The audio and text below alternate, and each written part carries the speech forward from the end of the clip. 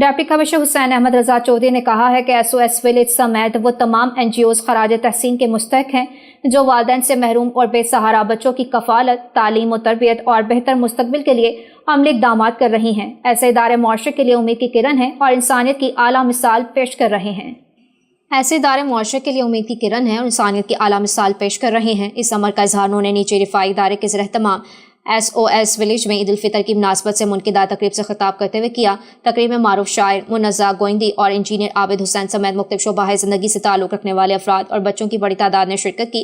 Deputy commissioner نے کہا کہ SOS جیسے ادارے کی کاوشوں کی بدولت یہ بچے خود کو تنہا محسوس نہیں کرتے، بلکہ انہیں ایک محفوظ اور خوشگوار ماحول میسر آتا ہے جہاں وہ اپنی صلاحیتوں کو نکھار سکتے ہیں۔ انہوں نے مخیر حضرات اور سماجی تنظیموں پر زور دیا کہ وہ ان اداروں کے ساتھ تعاون جاری رکھیں تاکہ زیادہ سے زیادہ بچوں کو سہولیات فراہم کی جا سکیں۔ اس موقع پر بچوں کے مابین قرات، نعت اور مختلف کھیلوں کے مقابلے منعقد کروائے گئے، جبکہ نمایاں کارکردگی دکھانے والے بچوں میں میڈلز اور انعامات تقسیم کیے گئے۔ بچوں کی تفریح کے لیے میجک شو کا بھی اہتمام کیا گیا جس میں بچوں نے بھرپور دلچسپی کا اظہار کیا۔